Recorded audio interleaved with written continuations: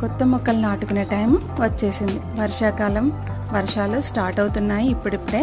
So ఇంకా 2-3 వానలు పడిన తర్వాత మనం విత్తనాలు అనేది పెట్టుకుంటే చాలా బాగుంటుంది. ఇప్పుడే పెట్టద్దు, తొందరపడి పెడితే మొక్కలు ఎదగవు, వర్షాలు లేకపోతే ఎండిపోతూ ఉంటాయి అన్నమాట.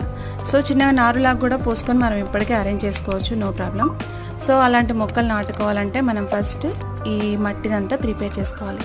పాత మొక్కలన్నీ, పనికిరాని మొక్కలన్నీ తీసేసుకోవాలి. నాత అయిపోయిన అన్నీ తీసేసుకొని, గడ్డి తీసేసుకొని, ఇదిగో ఇలాగా మట్టి అయితే మాత్రం ఇలా కాలువల్లాగా అన్నీ ప్రిపేర్ చేసుకోవచ్చు.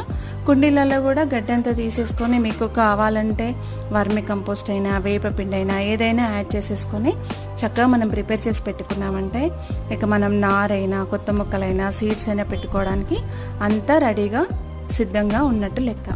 ఈ విధంగా నేనైతే అంతా క్లీన్ చేసి పెట్టుకున్నాను. వీటిలలో ఏ సీడ్స్, ఏ నారు పెట్టానో నేను పెట్టిన తర్వాత మీకు వీడియో పెడతాను.